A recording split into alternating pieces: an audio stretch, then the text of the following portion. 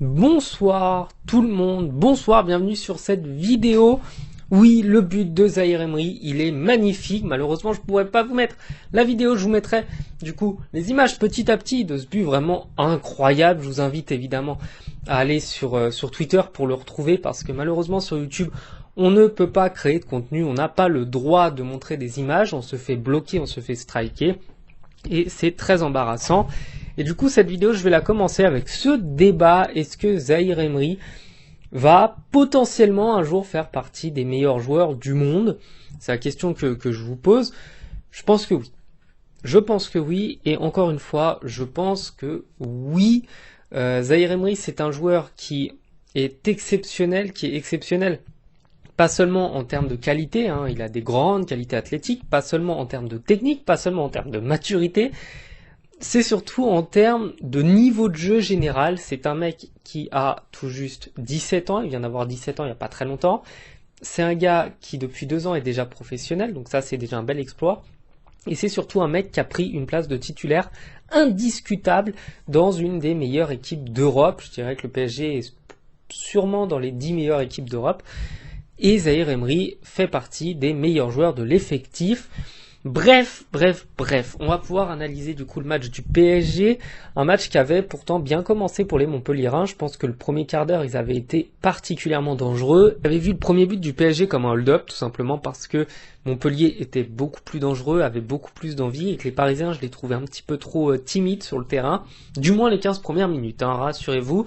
Donc 15 premières minutes qui ont été très timides de la part des Parisiens. Au final, le PSG va mettre un premier but sur une action collective incroyable à tous les niveaux. Tous les joueurs qui ont touché ou qui ont fait une feinte ont fait le geste juste, le geste parfait. Ça commence du coup avec Dembélé qui va trouver Hakimi qui est très bien parti. La passe de Dembélé, elle est magique. Le centre de Hakimi, il est magique. La feinte de frappe de Mbappé, elle est incroyable. Et derrière, la frappe en pleine lucarne, que voulez-vous dire? Et Kang In-lee, c'est pas une révélation parce que beaucoup de gens le connaissaient déjà. En Corée, c'est vu comme le meilleur joueur de toute l'équipe. C'est vu vraiment comme un joueur encore au-dessus de Son. Donc forcément, il n'y a pas vraiment de surprise de le voir à ce niveau-là. Il y a beaucoup d'attentes sur lui.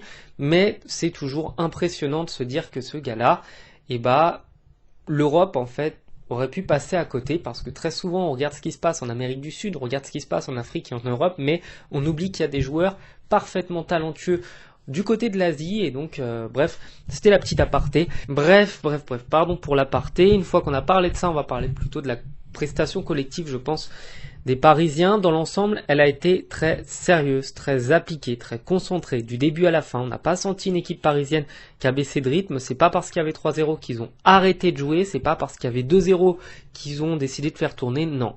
Les joueurs parisiens, ce soir, avaient décidé d'attaquer, avaient décidé de beaucoup jouer, avaient décidé de mettre en danger leur adversaire, et on a eu des joueurs qui pourtant parfois font des matchs un petit peu moins bons. Je pense à Dembélé qui ont été ce soir extraordinaires.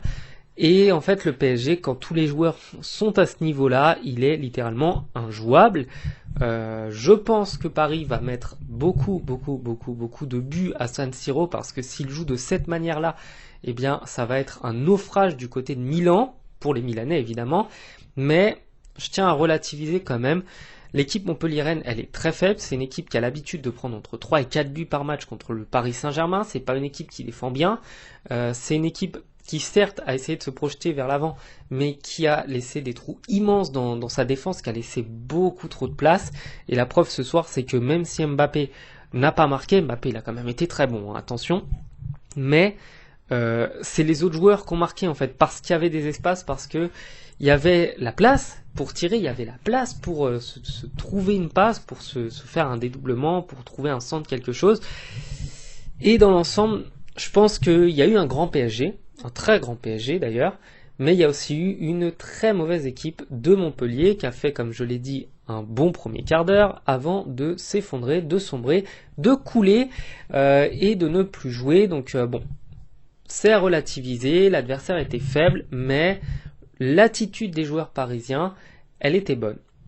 Et une équipe qui se comporte comme ça avant la Ligue des Champions, qui cherche pas à s'économiser comme le PSG nous avait habitués les dernières années avec toute sa ribambelle de starlets, et bah c'est une équipe qui va faire des bons matchs en Coupe d'Europe parce qu'elle aura l'habitude de jouer à ce rythme-là, qu'elle aura l'habitude de mettre son adversaire dans le rouge, et elle aura l'habitude surtout de faire des courses à très haute intensité, de beaucoup courir, beaucoup faire tourner le ballon. Donc évidemment, je ne vais pas dire que c'est de bon augure, je ne crois pas en l'augure, mais c'est un signe encourageant pour se dire que Paris a vraiment moyen de faire quelque chose. Et avant de conclure, je dirais quand même que la défense parisienne, elle ne me rassure pas. Paris ne prend pas de but ce soir, mais elle ne me rassure pas. Et j'ai peur que Paris prenne la foudre face à une grande attaque un jour. Donc ça, c'est le seul point noir, c'est que vraiment défensivement, je ne nous trouve pas solide. Je suis pas rassuré du tout avec les Parisiens. Bref, c'était le petit truc. Il fallait bien que je trouve un truc à reprocher aux Parisiens.